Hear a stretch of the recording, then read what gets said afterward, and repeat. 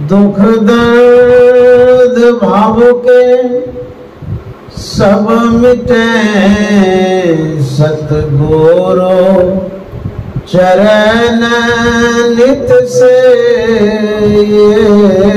दुख दर्द भाव के सब मिटे सतगुरु चरण नित से।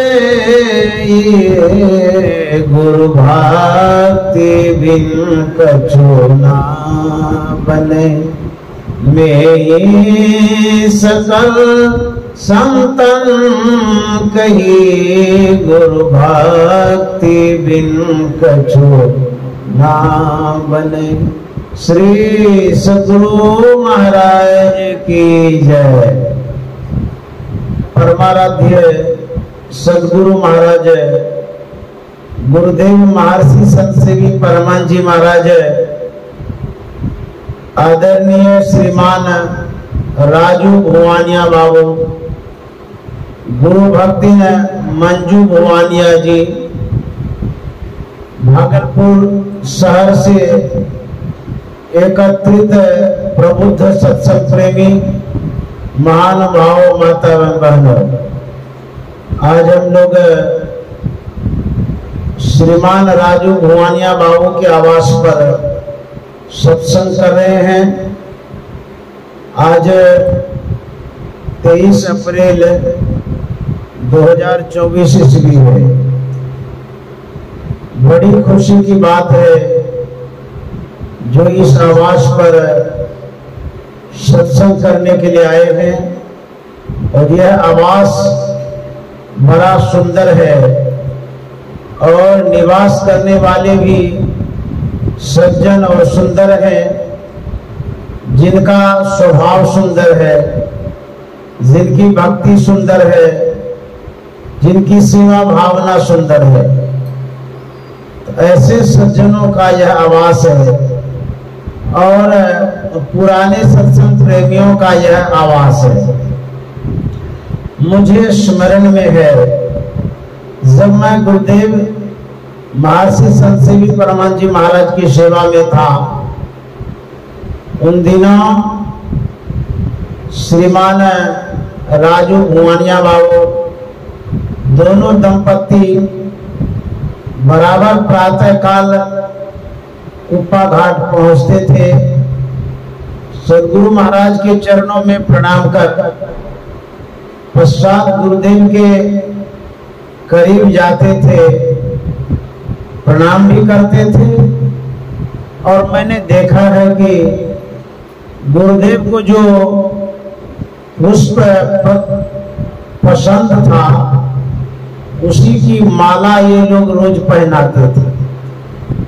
और अभी भी जो कुर्सी के दोनों तरफ छोटा सा माला दिखता है फोटो में, इन्हीं के द्वारा वह दिया गया था। हुजूर को बहुत पसंद आता था। दोनों दंपति जाते थे और बराबर माला भी पहनाते थे, फल फूल भी चढ़ाते थे।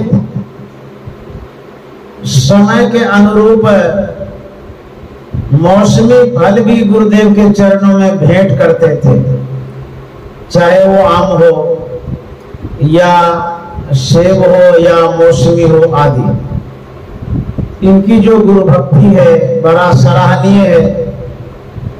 बड़ी सेवा इन्होंने की है गुरुदेव महर्षि संत सेवी जी महाराज की। अभी भी मैं देखता हूं, कभी कभी मेरी नजर पड़ती है तो कुप्पा घाट ये लोग अवश्य जाते हैं दर्शन करने के लिए, सेवा करने के लिए और आशीर्वाद प्राप्त करने के लिए। ऐसे परिवारजनों को मैं प्रणाम करता हूं। हम लोग जो पाठ में सुन रहे थे उसमें गोस्वामी जी के विचारों को सुन रहे थे। निज अनुभव अब कहो खगेसा, बिनु हरि भजन न जाहि कलेसा। अनुभव की बात कोई आदमी करे तो इसमें आश्चर्य की कोई बात नहीं है, लेकिन यदि कोई पक्षी करे तो जरूर आश्चर्य की बात है। कोई पक्षी के मैं अनुभव की बात कहता हूं तो लोग हंसेंगे, कहेंगे पक्षी के पास इतना ज्ञान कहां है। भारत भूमि की यह विशेषता रही है, यहाँ की मिट्टी में वह ज्ञान उपजता है। मानव में तो होता ही होता है, पशु पक्षी में भी अद्भुत ज्ञान होता है। जो हम लोग सुन रहे थे काकभूसुंडी जी महाराज और गरुड़ जी महाराज के संवाद को, जो पक्षीराज गरुड़ जी हैं उन्हें सुनाया जा रहा है, उनके सामने संवाद हो रही है। काकभूसुंडी जी महाराज कौवे के रूप में, गरुड़ जी महाराज तो गरुड़ के रूप में है। दोनों का संवाद है, दोनों का अनुभव है जो गोस्वामी जी ने रामायण में प्रस्तुत किया है। क्या अनुभव है? कहते हैं जब तक कोई हरि का भजन न करे, भगवत भजन न करे, तब तक उनके जीवन से क्लेश, कष्ट, दुख, पीड़ा, पेन नहीं जा सकता। हरि का भजन करने की प्रेरणा कौवे के मुखारबिंद से सुन रहे हैं। यही आश्चर्य है और यही चमत्कार है। हम लोग मानव हैं, हम लोगों का जो अनुभव है, अलग अलग व्यक्तियों का अलग अलग अनुभव होता है। लेकिन जब यह कहा जाए कि निज अनुभव अब कहां खगेशा, अपना अनुभव कह रहे हैं, अपना अनुभव जो होता है वह अनुभव स्वयं को पता चलता है कि मैंने जो कुछ भी खाया कैसा लगा। जिससे आप रोटी भात सत्तू खाते हैं, पेट में जब जाता है तो अनुभव होता है, पता चलता है कि हमें कैसा लगा, मीठा लगा कि खट्टा लगा, अच्छा लगा या बुरा लगा। दूसरा कोई खाता है तो उसका पता आपको नहीं चलता है, भले वो कहता है कि मुझे अनुभव हुआ, लेकिन आपको उसका कोई अनुभव नहीं होता है। अपना अनुभव कब होता है? जब आप स्वयं पर प्रयोग करते हैं, लागू करते हैं, तब आपको अनुभव होता है। भक्ति के विषय में जो सुनाया गया है, जो कोई भक्ति करेंगे उसको अनुभव होगा। यदि दूसरे की भक्ति को सिर्फ सुनेंगे, श्रवण ज्ञान तो होगा, अनुभव ज्ञान नहीं हो सकता है। जैसे अभी आप सुन रहे हैं, यह एक संवाद है, एक कथा है, कहानी है, रामायण की वाणी है। इसे आपको अनुभव नहीं होगा। क्यों नहीं होगा? इसलिए कि यह श्रवण ज्ञान है, सुनते हैं सिर्फ। इन्हीं वाणियों को यदि आप जीवन में उतारेंगे तब आपको अनुभव होगा। सूरदास जी महाराज ने कहा है कि ज्यों गुण गई मीठे फल को रस, अंतर्गत ही भावे, परम स्वाद सभी जो निरंतर, अमित तोष उपजावे, मनवानी को अगम गोचर, सो जाने जो पावे। कोई गूंगा है, उसको मीठा फल खिला दीजिए, उससे पूछिए कि आपको कैसा लगा, क्या वह व्यक्त कर सकता है? गूंगा व्यक्ति फल के स्वाद का बखान नहीं कर सकता है, क्योंकि उसके मुंह में आवाज नहीं है। लेकिन वह गूंगा व्यक्ति अनुभव कर सकता है, वह मन ही मन महसूस कर सकता है कि मुझे मीठा लगा। ठीक उसी तरह से हम जो अनुभव करते हैं उसकी व्याख्या नहीं होती है, उसका कोई बखान नहीं कर सकता है, लेकिन महसूस तो जरूर करता है। तो जो हम लोग सुनते हैं श्रवण ज्ञान है, सुनकर के जो विचारते मनन ज्ञान है, विचारने के अनुरूप जो आचरण में लाते हैं, इसे निधिध्यासन ज्ञान कहते हैं। निधिध्यासन ज्ञान के बाद जो अमल में लाते हैं, उससे जो प्रस्फुटित होता है उसे अनुभव ज्ञान कहते हैं। अनुभव ज्ञान साधना के अंत में होता है। यहाँ तो कागभूषुंडी जी महाराज अनुभव ज्ञान कह रहे हैं, इसका मतलब है ये भी एक साधक होंगे। कागभूषुंडी जी महाराज साधना किए होंगे, तब ये तो साधना अनुभूति व्यक्त कर रहे हैं। सच में कागभूषुंडी जी महाराज साधक थे, उन्होंने साधना की। उन्होंने यही कहा कि जब तक हरि का भजन नहीं करेंगे तब तक जीवन से क्लेश कष्ट दुख नहीं दूर होगा। हरि भजन की आवश्यकता है। तो गोस्वामी जी ने भक्ति के विषय में कहा है, रघुपति भगति करत कठिनाई, कहत सुगम करनीय पार, जाने सो जय बलियाई। जो भक्ति है उसके लिए कहा गया है रघुपति भक्ति करत कठिनाई। बड़ा कठिन भक्ति होती है। उन्हीं के पद्यों में जब पढ़ेंगे तो पता चलेगा। दूसरी वाणी में उन्होंने कहा रघुपति भक्ति सुलभ सुखकारी। संत एक है, उनकी वाणी दो तरह की है। एक जगह कहते हैं कि कठिनाई है और दूसरी जगह कहते हैं सुलभ सुखकारी है। भक्ति को कठिनाई क्यों कहा गया और उसी भक्ति को सुलभ सुखकारी क्यों कहा गया? जब माताएं लोग प्रथम बार भोजन बनाने जाती है, वह रोटी बनाती है। पहली बार अनभिज्ञ होने के कारण, अनजान होने के कारण, अभ्यास नहीं होने के कारण रोटी बनाती जरूर है, लेकिन मोटी हो जाती है, टेढ़ी भी हो जाती है, पतली भी होती है। उसके बाद वो सेकती है तो जल भी जाती है, कच्ची भी रह जाती है।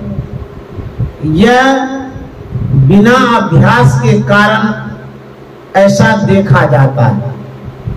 लेकिन जब वही माता जी बराबर अभ्यास करती, निरंतर बनाती रहती है, तो बनाते बनाते बनाते वो इतनी कुशल हो जाती है। वही रोटी मोटी से पतली बना देते हैं, पतली से हल्का बनाती है, हल्का से फलका बना लेती है और गोल गोल बनाती है, टेढ़ी मेढ़ी नहीं होती है। यह कैसे हुआ? करत करत अभ्यास थे। जड़ मति हो तो सुजान, रसरी आवत जात थे सिर पर परत निशान। निरंतर जब अभ्यास करते हैं तब कुशलता को प्राप्त करते हैं। बिना अभ्यास का सीख नहीं पाते हैं। इसलिए भक्ति के मार्ग में निरंतर अभ्यास की आवश्यकता है। तब जाकर के आप एक कुशल अनुभवी कहलाएंगे। एक जापान की महिला थी जिसका नाम था युकिको फ्यूजिता। वह जापान से भारत आती है संत की खोज में, सद्गुरु की खोज में, साधना विधि की खोज में चलती है। उन्होंने स्वप्न में देखा भारत में एक संत हैं, अमुक अमुक रंग रूप आकार प्रकार के कभी आई नहीं थी भारत, कभी उन संतों को उन्होंने देखी नहीं, स्वप्न में दर्शन मिला। और भारत इतनी बड़ी आबादी वाले देश और इतना बड़ा क्षेत्रफल, और यह तो ऋषि मुनियों का देश है, यहाँ तो साधु महात्मा अधिक से अधिक पाए जाते हैं, फिर भी वो ढूंढने के लिए आती है, खोजती है, खोजते खोजते थाने लगा, निराश होकर के वो लौट जाती है।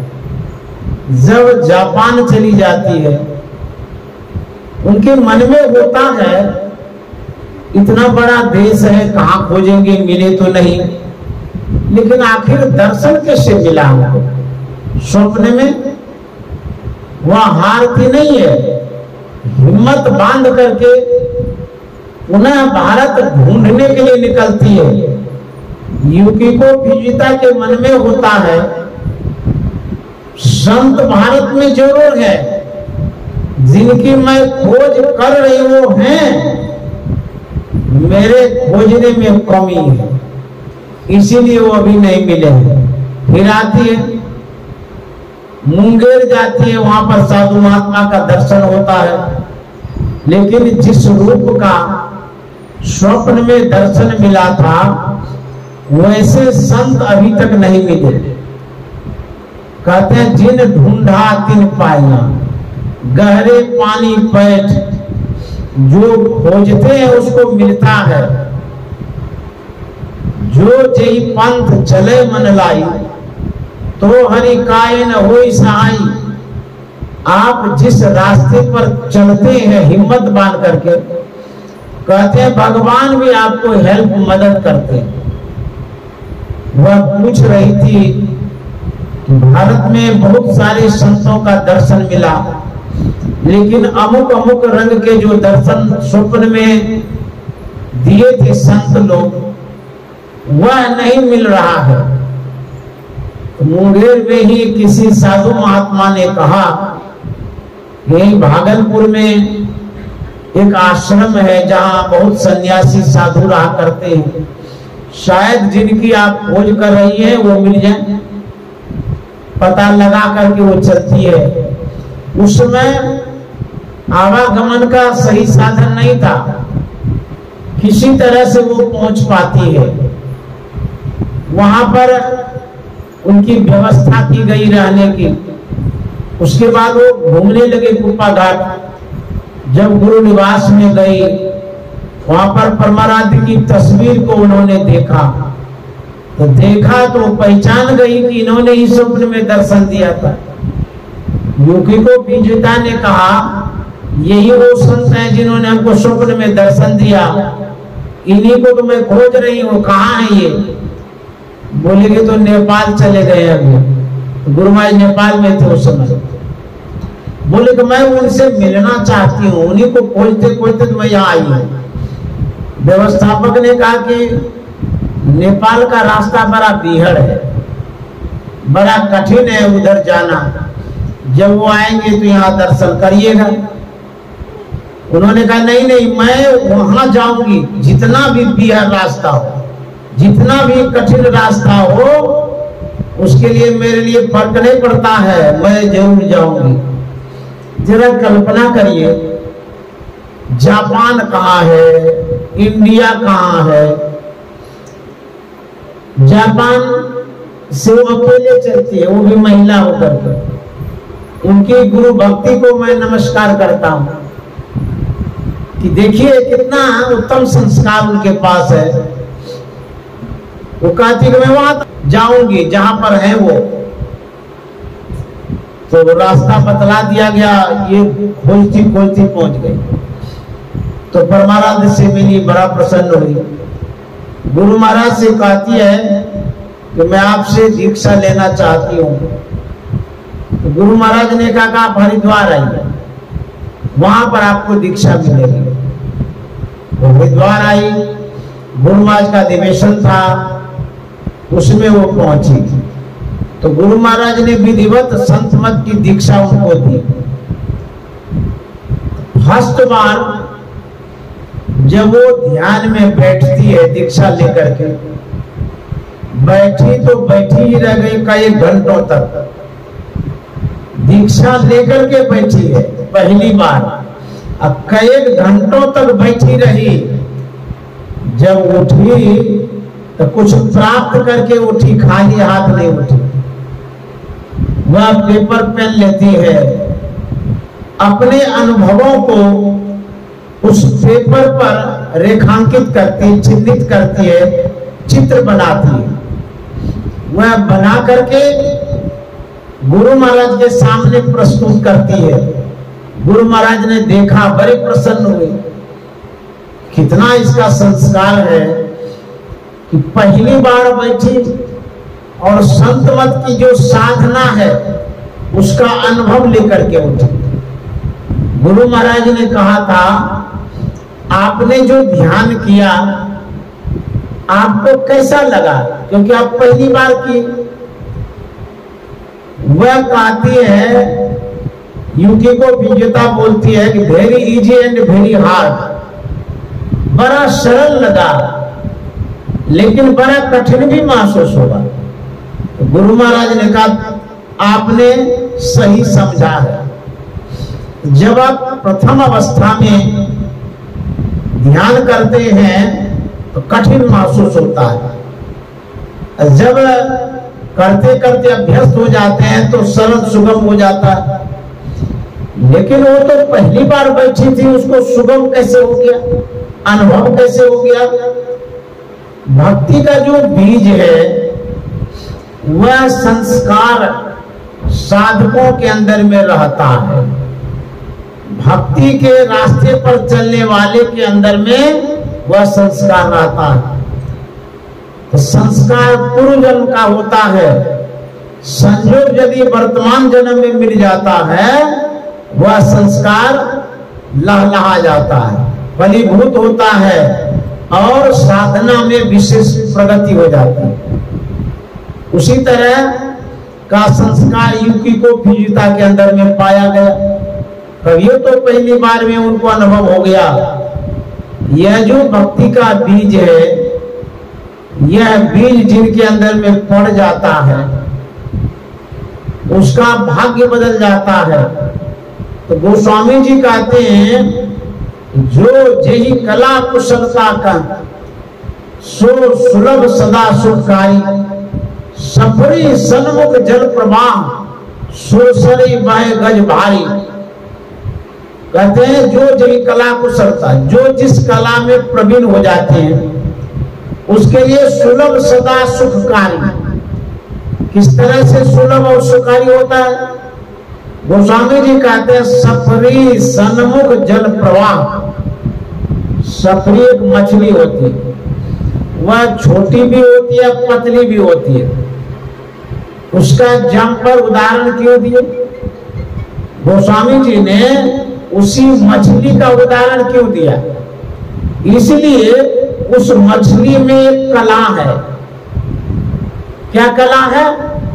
जब पानी का बहाव तेज होता है वह मछली भाटे से सिरे की ओर चली जाती है। भाटा का मतलब होता है जो बहाव है नीचे की ओर, उसको भाटा कहते हैं। उसके बाद सिरा का मतलब होता है बहाव के विपरीत दिशा, विपरीत ओर। तो जो सफरी मछली है उन धाराओं के विपरीत तैर पाती है, उसमें ये कला है। उसी धारा में हाथी पा जाता, जबकि मोटा तगड़ा रहता है, विशाल काय शरीर, फिर भी वो जल की तेज धाराओं में बह जाता, फंस जाता है। सफरी मछली जो है वो भसती नहीं है, तैर जाती है। इसीलिए उदाहरण दिए हैं, सफरी सन्मुख जल प्रवाह सुर सरे बहे गज भारी। दूसरा उदाहरण देते हैं, ज्यो सरकरा मिले सिकता में बलते नहीं बिलगावे, अति रस सूक्ष्म पिपीलिका बिनु प्रयास ही पावे। कहते हैं शर्करा का मतलब होता है चीनी। यदि चीनी बालू में मिल जाए आप नहीं निकाल पाएंगे, बड़ा कठिन होगा आपके लिए, क्योंकि बालू और चीनी का रंग एक जैसा होता है, एक ही साइज का होता है, तो उसको निकालने में आपको बहुत दिक्कतें आएगी। लेकिन एक छोटी सी पतली सी चींटी बड़ी आसानी से चीनी को चुन लेती है। ऐसा क्यों? इसलिए कि वो रसज्ञ है। रसज्ञ का मतलब होता है रस के विशेषज्ञ, रस के महत्व को जानने वाला। चींटी रसज्ञ होती है, चीनी को चुन चुन करके निकाल लेती है, हम लोग नहीं निकाल सकते। ठीक उसी तरह से जिनमें कला होती है तैरने की, विपरीत स्थिति में भी वो तैर पाते हैं। जिनमें कला नहीं होती है वो फंस जाते हैं। संत महात्मा कहते हैं ये जो संसार है ये भी एक सागर है, इसको भव सागर कहते हैं। इस भव सागर में भी तैरने की कला होनी चाहिए, अन्यथा डूब मरेंगे। भव सागर में जल कहाँ है, कैसा जल है? जैसे इस संसार को भव सागर कहते हैं, सागर में तो लबालब जल भरा रहता, गाद जल राशि होती है। ये जो संसार सागर है जिसे हम देख रहे हैं, यहाँ तो पानी दिखता ही नहीं, अब कोई तो डूबता भी नहीं है। इसको सागर की संज्ञा क्यों मिली? आप जब घर बनाते हैं तो घर में सीमेंट का, छड़ का, बालू का, ईंट का आदि का प्रयोग करते हैं, तब घर तैयार होता है। तो ये जो संसार बना हुआ है इसमें कौन सा ईंटा, छड़, सरिया लगा हुआ है? संत महात्मा कहते हैं यह जो संसार है नाम रूपात्मक जगत है, नाम और रूप से संसार बना है। नाम और रूप नहीं रहेगा तो संसार नहीं रहेगा। जैसे किसी व्यक्ति का नाम है उसका रूप है, और यदि आप रूप हटा दीजिएगा तो रूप ही नहीं है तो नाम किसका रखिएगा? अच्छा, मान लिया जाए रूप है और नाम हटा दीजिए तो बिना नाम का आप क्या कहेंगे उसको? जैसे हमारे मोबाइल है, ये मोबाइल का जो आकार प्रकार देख रहे हैं, बाहरी रूप देखते हैं, इसको रूप कहते हैं। इस रूप को हटा देंगे तो बचेगा क्या? तो रूप हट ही गया तो कुछ नहीं बचेगा फिर। अच्छा, ये मोबाइल का नाम हम हटा दें, मोबाइल नहीं कहे तो क्या कहेंगे? तो कुछ भी नहीं कहेंगे। तो नहीं कहेंगे तो फिर उपयोग प्रयोग कैसे करेंगे? जहां रूप है वहां नाम है, जहां नाम है वही रूप है। हम आंख से जो कुछ देखते हैं उसको रूप कहते हैं। ए टू जेड जो कुछ भी आपको दिखाई देता है उसको रूप कहते हैं। जो कुछ भी आप सुनते सुनाते हैं उसको शब्द कहते हैं। यही नाम और रूप से पूरा संसार बना हुआ है। दो चीज संसार से हट जाए तो संसार नहीं रहेगा। चाहे वो मिट्टी है तो नाम है उसका, रूप भी है। गाछ है तो नाम है, रूप है। घर मकान है तो नाम है, रूप है। हमारा शरीर है तो नाम है, रूप है। यही दो तत्वों से इस संसार का निर्माण हुआ है। तो इस सागर में, भव सागर में जल क्या है? यही नाम और रूप जल है। जैसे गंगा जी में कोई गिर जाए, वह पार होना चाहे तो क्या करेगा? जिस जल में वो गिरा है उसी जल का अवलंब लेकर के पार हो सकता है। कोई गंगा जी में गिरा हुआ जल का अवलंब नहीं ले तो कैसे पार होगा? जले जल तो है, सहारा तो जलेगा चाहिए। उसी सहारे से किनारे लग जाते हैं। ठीक उसी तरह से ये जो भव सागर है, संसार सागर है, यह नाम रूपात्मक संसार है। इससे पार होने के लिए नाम और रूप का सहारा लेना पड़ता है। कौन सा नाम, कौन सा रूप? नाम तो बहुत है, रूप भी बहुत है। जितना देखते सब रूप है और जितना सुनते हैं सब नाम है। लेकिन वह नाम और रूप जो संत सदगुरु सुझाते बताते हैं, उसी नाम रूप का सहारा जब लेंगे तब किनारे लग सकते हैं, अन्यथा डूब जाएंगे। गुरु महाराज ने कहा, अति पावन गुरु मंत्र मन ही मन जाप जपो, उपकारी गुरु रूप को मानस ध्यान तपो। गुरु महाराज कहते हैं नाम जो संत सदगुरु बतलाते हैं, रूप जो संत सदगुरु बतलाते हैं ध्यान करने के लिए, सबसे प्रथम अवलंब है नाम रूप। यहां से प्रारंभ करेंगे, उसके बाद और भी नाम रूप है। एक तो सदगुरु का रूप हुआ जो हम लोग मानस ध्यान करते हैं, पहले जब बतलाते हैं, ये भी नाम है। यह प्रारंभिक सहारा और अवलंब है। इसके बाद जब आगे बढ़ेंगे और रूप और नाम है जिसका अवलंब लेकर के भवसागर से पार हो सकते हैं। नाम की महिमा को दादू दयाल जी महाराज ने बड़ा अच्छा कहा है। नाओ रे नाओ रे नाओ रे सकल शिरोमण नाओ रे, मैं बलिहारी जाऊं रे। नाओ रे नाओ रे नाओ रे, ये भाषा है दादू दयाल जी महाराज का स्थानीय भाषा है। नाओ मन नाम, नाम की महिमा बतलाते हुए उन्होंने कहा, नाम की इतनी बड़ी महिमा है, मैं बलिहारी जाता हूं, बड़ाई करता हूं, गुणगान करता हूं, वैसे नाम पर मैं अपने आप को समर्पित करता हूं। ये कितनी बड़ी महिमा है। नाओ रे नाओ रे नाओ रे सकल शिरोमण नाओ रे, मैं बलिहारी जाऊं रे। क्या महत्व है? कहते हैं दूतर तारे पार उतारे, नरक निवारे नाओ रे। दूतर तारे पार उतारे, नरक निवारे नाओ रे। नाओ रे नाओ रे नाओ रे सकल शिरोमण नाओ रे, मैं बलिहारी जाऊं रे। दादू दयाल जी महाराज कहते हैं दूतर तारे, दूतर का मतलब था दुस्तर।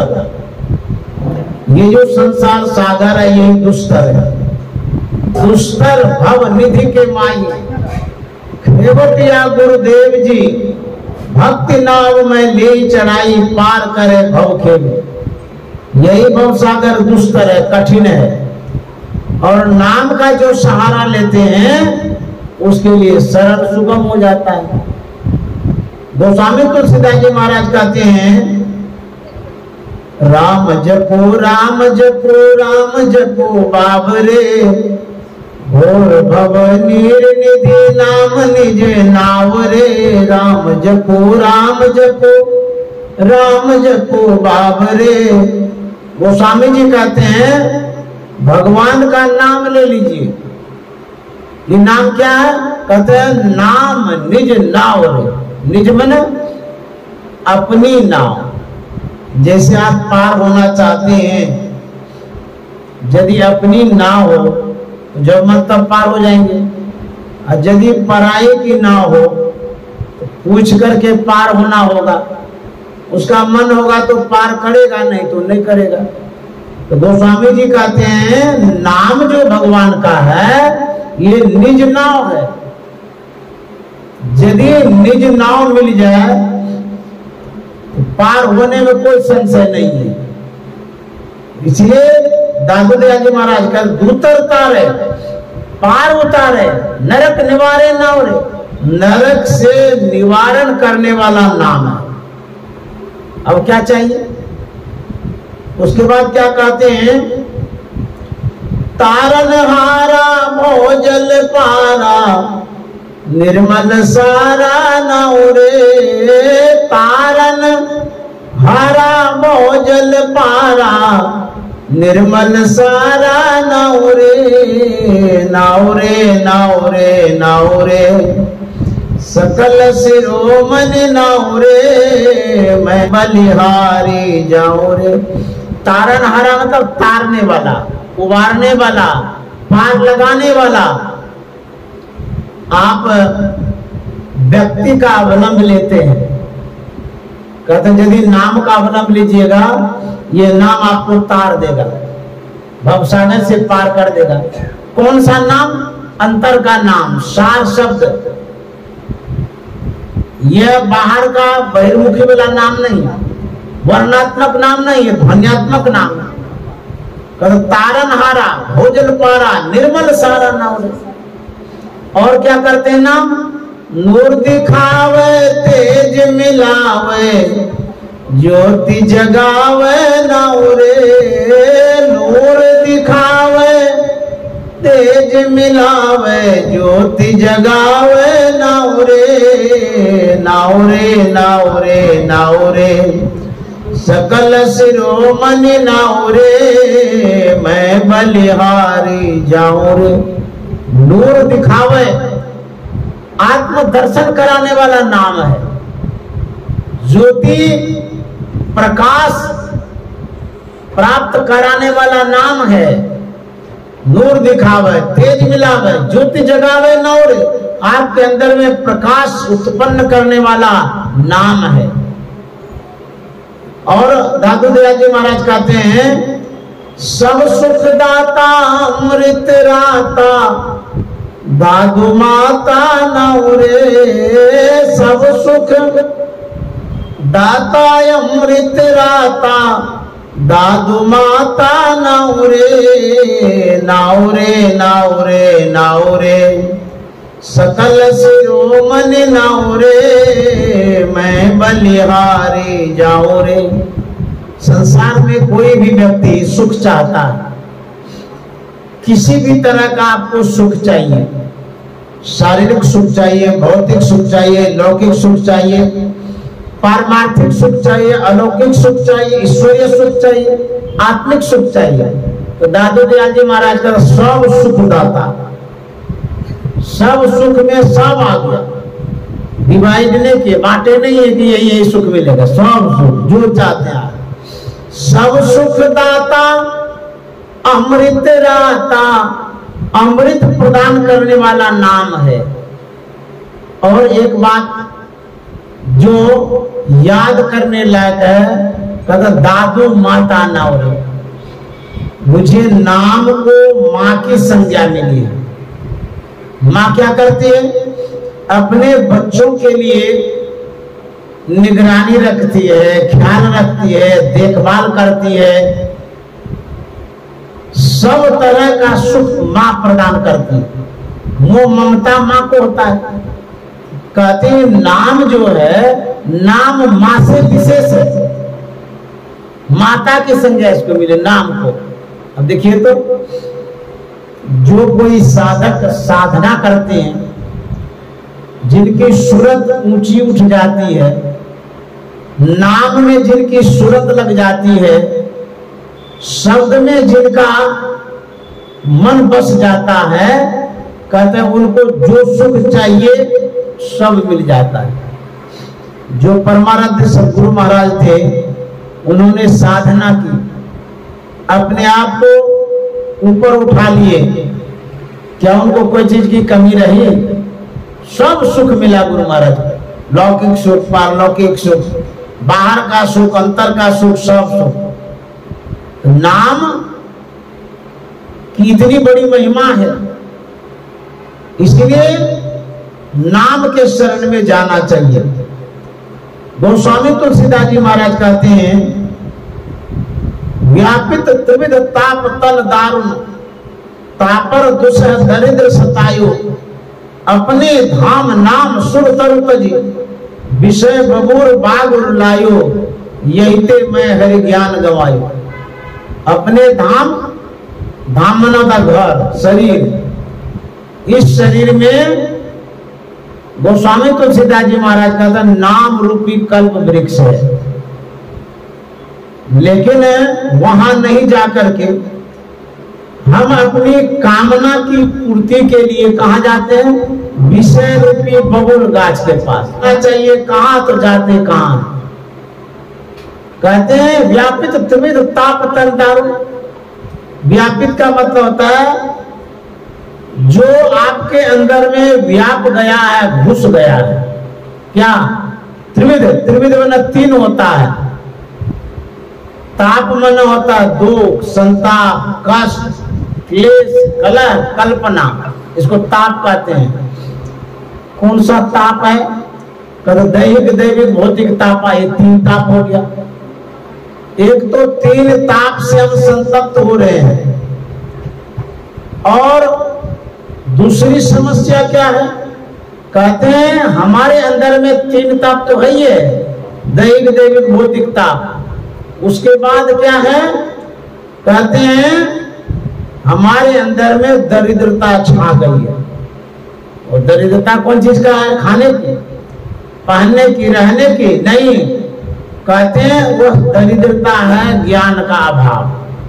अज्ञानता छा गई है, अबोधता हो गई है, अल्पज्ञता हो गई है। यही दरिद्रता है, ज्ञान का अभाव हो गया है। कहते हैं तो तीन ताप है। वो तीन वो कष्ट व्यापी कष्ट है। दैहिक, दैविक, भौतिक जो है व्यापी कष्ट, मतलब ढेर कष्ट जिसको कहते हैं। ऊपर से उससे भी विशेष सबसे बड़ा कष्ट क्या है? कहते हैं अज्ञानता का, अंधकार का। ये जो कष्ट है ये सबसे बढ़कर के है। लेकिन इसके निवारण के लिए उपाय क्या करते हैं? जाते हैं विषय रूपी बबुल गाछ के पास। गोस्वामी जी कहते हैं आपके अंदर में तो कर्म वृक्ष है, जो आप दुख का निवारण चाहते हैं आपके अंदर में है, लेकिन उस स्थान पर आप नहीं पहुंच पाते जहां समूल कष्टों का विनाश होता है। यही विडंबना है, यही व्याकुलता है, यही परेशानी का घर है। और इसके लिए आपको सच्चे सद्गुरु का सद्ज्ञान चाहिए, तब जाकर के आप उस नाम को सही ढंग से ले सकते हैं। अन्यथा ढूंढते रहेंगे, नहीं मिलेगा। एक लघु कथा है, बड़ी प्रेरणादायक कथा है। एक बूढ़ी थी जिनकी साड़ी फट गई थी। उनके मन में हुआ कि आज साड़ी सिल लेंगे तो कल पहनने में आएगा। तो शाम के समय वह सुई खरीदने जाती है। दुकानदार के पास गई, सुई खरीद ली, वह घर वापस लौटती है। लेकिन जिस गली होकर के गुजर रही थी वह रास्ता उबड़ खाबड़ था, अंधकार सा था। आ तो रही थी, उबड़ खाबड़ में पैर लगने से पैर लड़खड़ा गया, हाथ हिल गया, सुई गली में गिर गई। वह वहां से आगे बढ़ती है। बढ़ते बढ़ते जहां पर म्यूनिसिपैलिटी का पोल था बिजली का, वहां सुई ढूंढती है। तो कोई सज्जन उस होकर के जा रहे थे, उस वृद्ध को देखा तो पूछ दिया कि माता जी आप क्या ढूंढ रही हैं? उस बूढ़ी ने कहा कि बाबू मेरी सुई खो गई है, वही ढूंढ रही हूँ। उसके दिल में दया आ गई कि बूढ़ी है, हेल्प कर देते हैं, खोजने में मदद कर देते हैं। वो भी ढूंढने लगा। उसके बाद थोड़ी ही देर में कोई और सज्जन आ गया। उसने पूछा कि आप लोग क्या ढूंढ रहे हैं? बोले माता जी की सुई हो गई है, वही ढूंढ रहे हैं। उसके भी मन में वह बूढ़ी है, हम भी मदद कर देते हैं। वो भी ढूंढने लगे। थोड़ी देर में फिर एक आदमी आया, बोलता है कि आप लोग क्या ढूंढ रहे हैं इतनी देर से? बोले माता जी की सुई हो गई है, वही ढूंढ रहे हैं, मदद कर रहे हैं। उसने कहा कि बूढ़ी माता से कि माता जी आपकी नजर कमजोर है, इसीलिए सुई नहीं मिल रही है। हम लोगों की नजरें बड़ी तेज है, तीक्ष्ण है। आप ये बतलाइए कि सुई गिरी कहाँ है? सब कोई नजर गड़ा के देखेंगे, जरूर सुई मिल जाएगी। उस बूढ़ी ने कहा कि बाबू सुई फलाने गली में गिरी है। बोले अरे सुई गिरी है गली में, अब खोज हो रही है चौक चौराहे पर, क्यों? उस बूढ़ी ने कहा गली में अंधकार है और यहाँ पर म्यूनिसिपैलिटी का पोल है, प्रकाश है, इसीलिए मैं यहाँ ढूंढ रही हूँ। तो कबीर साहब ने कहा वस्तु कहीं ढूंढे गई, कई विधि आवे हाथ, कहा कबीर तब पाइए जब भेदी ले जैसा। भेदी कहते हैं गुरु को, मर्मज्ञ को, जो रहस्य राज को जानता है। भेद या गुप्त पाना किसी ग्रंथ से है असंभव, समझ लो किसी संत से। जो नाम का भेद है यह सब कोई नहीं जानता है। तुलसीदास जी महाराज ने लिखा है नाम लेत भव सिंधु सुखाई। इतना तो सुन लिए तो नाम लेने से भवसागर सूखता है, तो राम धुनी में राम राम करने लगे तो भवसागर सूख जाएगा। क्योंकि गोस्वामी जी ने कहा है 12 घंटा 24 घंटा 48 घंटा 72 घंटा राम राम करते रहता है, क्या भवसागर उससे सूख जाएगा? नहीं सूखेगा। एक लोटा जल तो सूखवे न करेगा, भवसागर तो बहुत बड़ा होता है, कहां से सूखेगा? क्यों नहीं सूखेगा? इसलिए कि गोस्वामी जी के एक ही विचारों को उन्होंने सुना, दूसरे विचारों पर उन्होंने ध्यान नहीं दिया। क्या नीचे वाला पंक्ति में कहता है सुजन विचार करहु मन माई। हे सज्जन, किस नाम के लेने से भवसागर सूखता है, इस पर आप विचार कर लीजिए। खाली राम राम मत करते रहिए।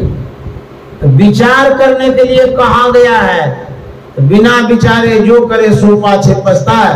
अब काम बिगाड़े अपने जग में हो तसा, जग में हो तसा, चित्त में चैन न आवे, कह गिरधर कबीराय करे जो बिना विचारे। बिना विचारे यदि करिएगा तो भक्ति में आप पूर्णता को प्राप्त नहीं कर सकते। भक्ति सब कोई करे, भरमना ना करे, भक्ति जंजाल दुख द्वंद्व भारी। जो हम देखते हैं समाज में, संसार में, कोई दंड बैठक करते हुए जाते हैं, ये भी भक्ति है। गंगा जी में गला तक डुबा करके रखते हैं, ये भी भक्ति है। कोई सूर्य की उपासना करते हैं, ये भी भक्ति है। कोई आग लगा करके बीच में बैठे रहता है, ये भी एक तपस्या है, भक्ति है। भक्ति तो विविध तरह की होती है, लेकिन उन भक्तियों के द्वारा मुक्ति नहीं मिलती है, लेकिन उसमें फल मिलता है। जिस तरह की आप भक्ति करेंगे उस तरह का फल आपको मिलेगा। गुरु महाराज ने कहा है आओ भक्त सार भगति करो, असार भगति करी, संसार भ्रमति रही, भक्ति श्रम निष्फल हो। स्पष्ट साफ सुथरे शब्दों में गुरु महाराज कहते हैं कि सार भक्ति करिए, नहीं तो भक्ति तो करेंगे, उसका जो श्रम है, जो मेहनत है, वो निष्फल हो जाएगा। बिना सोचे समझे करिएगा, निष्फल होगा ही होगा।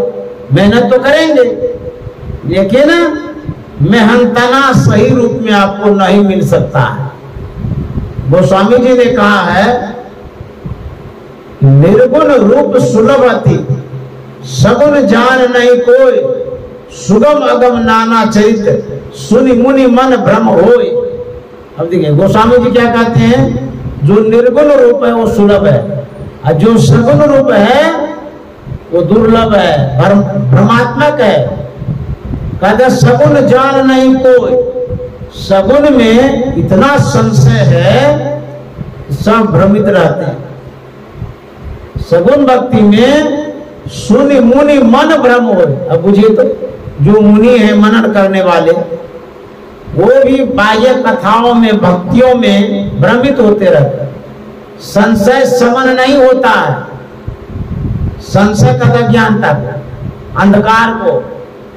तो कहते हैं यदि आप सगुण भक्ति में लगे रहेंगे भ्रम रहेगा, आप मनु और शत्रुपा की कहानी सुने होंगे। उनकी जो भक्ति थी, सगुण भक्ति थी, बाह्य भक्ति थी, स्थूल भक्ति थी। उन भक्तियों से भगवान प्रसन्न हो जाते हैं। भगवान विष्णु उनके सामने प्रकट हो गए। भगवान विष्णु ने कहा कि आपकी भक्ति से मैं प्रसन्न हूं, वर मांगो। मनु शत्रुपा ने जो तपस्या की उसके फलस्वरूप भगवान सामने में आ गए। अब वर मांगने के लिए जब कहे तो मनु और शत्रुपा ने क्या कहा, आपका ही जैसा पुत्र हो, आप जिस तरह के हैं, जितने सुंदर हैं, ऐसा सुपुत्र मुझे हो, यही वरदान चाहता हूं। क्या ये भक्ति है जिसमें कामना रह गई, और भी सांसारिक कामना, पुत्र की कामना रह गई। जहां कामना रहती है वहां मोक्ष नहीं होता है। चाह गई चिंता मिटी, मनवा बेपरवाह, जाको कछु न चाहिए सोई सांसा। जहां कोई इच्छाएं नहीं रहती है, कामनाएं नहीं रहती है, वहीं पर मोक्ष और मुक्ति मिलती है। बिनु संतोष न काम न साई, काम अछत सुख सपने उनाई। राम भजन बिन मिटे की कामा, थल विहीन तरु की जामा। कहते जब तक संतोष मन में नहीं आएगा तब तक शांति सुख नहीं मिलेगा। और संतोष आएगा कैसे, कहता राम भजन बिन मिटे के काम। जब तक भगवत भजन नहीं करेंगे तब तक आपके मन में संतोष नहीं आ सकता है। एक बार गुरुदेव महर्षि संत सेवी जी महाराज कुप्पा घाट में इसी समय टहलने के लिए निकले। साथ में वर्तमान कालिक व्यवस्थापक थे जो दिल्ली में रहते हैं, जिसका नाम है छेदीलाल रामू का। वो कुप्पा घाट के व्यवस्थापक थे उन दिनों। गुरुदेव आगे आगे जा रहे थे, वो पीछे थे, उसके पीछे मैं था। गुरुदेव गए सत्संग हॉल होकर के समाधि की ओर जा रहे थे। सत्संग हॉल के पास जैसे ही गए, छेदीलाल रामुका ने गुरुदेव से कहा, हुजूर मैं चाहता हूं सत्संग हॉल को बृहद रूप दूं, कुछ बड़ा कर दूं, ताकि जो सत्संग प्रेमी आते हैं भीड़ भाड़ में उसको दिक्कत ना हो, बढ़ा देना चाहता हूं। यह सुनकर के गुरुदेव ने कहा कि छेदी बाबू बहुत पसारा मत करो, कर थोड़े की आस, बहुत पसारा जिनके यहाँ कहते गए निराश। और कहे देते पांव पसारिए जेती लांबी सो। छेदी बाबू जितना संभल जाए उतना ही पैर पसारिए। अधिक पसारने से सफलता नहीं मिलेगी। पसार खाली करते रहेंगे और संसार में पसर जाएंगे, तो भजन कब करेंगे। तो कहते हैं कि इतना ही पसारिए जितना संभाल सके, संभल सके। संसारे को पसारने में लगे रहिएगा तो संसार से उसार कब होगा, सिमटाव कब होगा।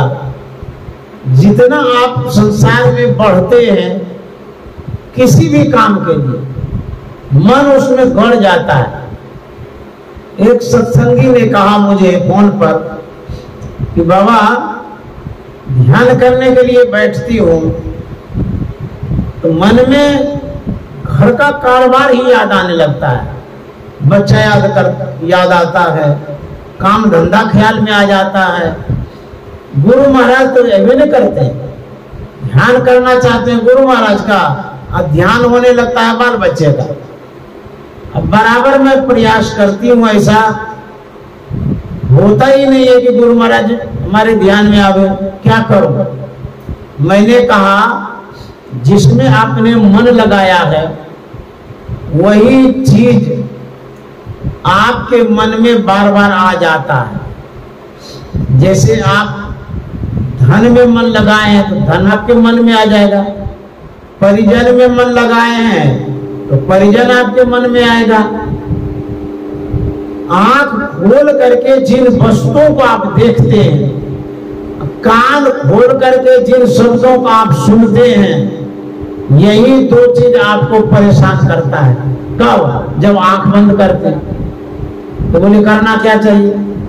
हम बोले कि यदि आप गुरु महाराज को बसाना चाहते हैं हृदय में, गुरु महाराज का ध्यान करना चाहते हैं, गुरु महाराज के जीवन चरित्र को पढ़िए, उनका किताब ले लीजिए, उस जीवन चरित्र को पढ़िए। उसमें घटना है, घटना जो है उस संत की घटना है, साधकों की घटना है, भक्ति करने वालों की घटना है। उसमें आप जिनका ध्यान करना चाहते हैं उनकी घटना को जब पढ़ेंगे, आपका मन उनके चरित्र पर चला जाएगा। जब मन उनके चरित्र पर जाएगा, आंख बंद करते ही वो याद आने लगेंगे। आप ऐसा करके देखिए। अभी तक तो रिप्लाई नहीं दिया है, कितना दिन तो हो गया, अभी तक कुछ बोलवे नहीं किए। अब वो पढ़े या ना पढ़े हमको क्या पता। लोग पूछा करते हैं तो हम जवाब दे देते हैं। ख्यालों में वही चीज आता है जिनमें आप लगे रहते हैं। यदि आप समय समय पर आंख बंद करके गुरु महाराज का चिंतन करेंगे, आपके मन पर जरूर गुरु महाराज आएंगे, आपके मानस पटल पर गुरु महाराज आएंगे। गुरुदेव महर्षि संत सेवी जी महाराज दिल्ली गए थे स्वास्थ्य लाभ के लिए। उनकी जो हड्डी थी उसमें दर्द हो गया था, जो रीढ़ की हड्डी है उसमें पेन होते रहता था। डॉक्टरों ने देखा भाला, सलाह दिया कि महाराज आपकी जो गर्दनें हैं प्राय झुकी रहती है, हो सकता है दर्द नहीं छूटने का ये भी एक कारण हो जो गर्दन झुकी रहती है। क्योंकि जब गर्दन झुकती है हड्डी टेढ़ी हो जाती है, तो हड्डी के बीच में खोखला होता है जिसमें नस जाती है, और उस नस में रक्त प्रवाहित होता है। जब गर्दन झुकती है तो नस प्रभावित होता है, जो नस में ब्लड का प्रवाह है उनका वो अवरोध होता है, रुकता है, इसलिए भी दर्द बढ़ता है। तो डॉक्टर साहब ने कहा कि आप ऐसा करिए, गर्दन को स्ट्रेट रखिए एक सीध में, आपको पेन में दर्द में रिलीफ मिलेगा। यह सुनकर के गुरुदेव ने कहा था कि डॉक्टर साहब यह मेरे लिए असंभव है। डॉक्टर ने कहा कि इतनी सी तो बात है कि गर्दन एक सीध में रखना है, इसमें असंभव की क्या बात है। तो गुरुदेव ने कहा था कि डॉक्टर साहब जब जब मैं अपने गुरु के सेवा में जाता था तो उनके चरणों पर मेरी नजरें होती थी, चेहरे पर नजर नहीं जाती थी। अब देखिए गुरुदेव कहते हैं कि जब जब मैं गुरु महाराज की सेवा में उपस्थित होता था मेरी नजरें चरण पर होती थी, चेहरे पर नहीं होती थी।